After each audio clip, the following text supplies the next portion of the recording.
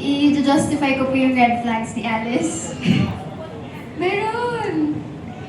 I think yung red flag ni Alice is during the second season, yung sa second book po na nalaman niya agad pero hindi niya sinabi. So, keeping to yourself pa rin, kahit alam mong dapat sinabi mo, is a red flag. So, I wouldn't justify that, pero for the sake of justifying it, ayaw niya lang masaktan yung other person. Kumbaga, iniisip niya kung ano yung mararamdaman niya if nalaman niya.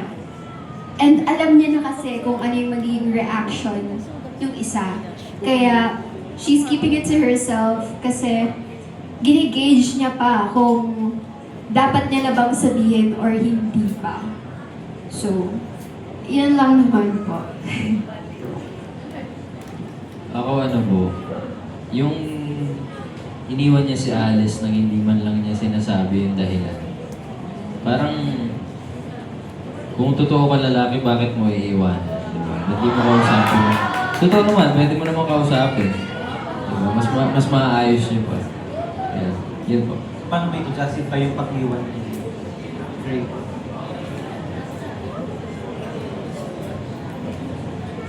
Kasi without spoiling, parang ang hirap po i-justify na without spoiling. Masaspoil na po eh. So, thank you po. Thank you kay Direk naman. Kasi napansin din namin kanina sa table. You have Ethan, Nico na galing sa Bagets. And kumakanta rin si Angela and si Rafi. Are you open to doing a musical episode? Oo naman, kasi lang yan ang musical. Kasi galing akong theater eh. Theater din yung background ko nung college ako. Nag-musical na rin kami before nung college. So, mas magandang gumawa ng musical for me kasi yung dynamics ng camera, the blocking, the choreography, the singing part, sobrang, may enjoy ko siya for sure. Yun lang. Thank you. Alright, maraming salamat. Ngayon naman, pakinggan natin si Jayco Manangan, our TikTok content creator. Hello guys! Hello sa mga cast. Congratulations! Ayan, dating Alice Perez na tayo. No? So, sa mga bagong cast, ayan, if you had to describe your character's love language, what would it be and why? Alright, okay, dito tayo dito sa left side. My character si Fier, her love language I think is physical touch.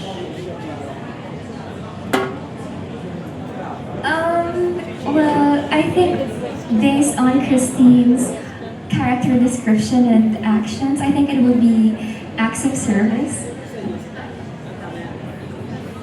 Siguro sa akin, I think the first love language is tough love. So parang, yun, kaya niyang awayin si Alice, pero at the end of the day, concerned lang naman siya kay Alice. Kaya, yun. Gab, what about you? What's your character's love language? So there's gifts, time, words, service. I think yung sa akin is words of affirmation to Alice. They'll always advise Alice sa mga problems. And Sir Jel, after 4 years ng character niyo as Alice and Drake, may nagbago ba sa love language niyo? Sa character po. Yeah. I feel like wala masyado po nagbago kay Alice in terms of love language. Buong-buo pa rin siya magmahal. Kumbaga yung lahat ng 5 na yun, all of the above. So yun po yung love languages ni Alice. Gagawin niya po lahat para sa'yo, bibigyan ka niya ng oras, sabihin niya lahat na gusto mo marinig, bibigyan niya lahat na gusto mo. Basically, halimaw magmahal. Kumbaga, gaano ka kahalimaw magmahal? Tinanggap ko siya after siya blank. So yan, ganoon po si Alice.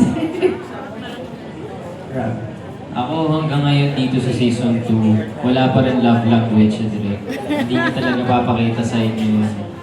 Yun po. Thank you.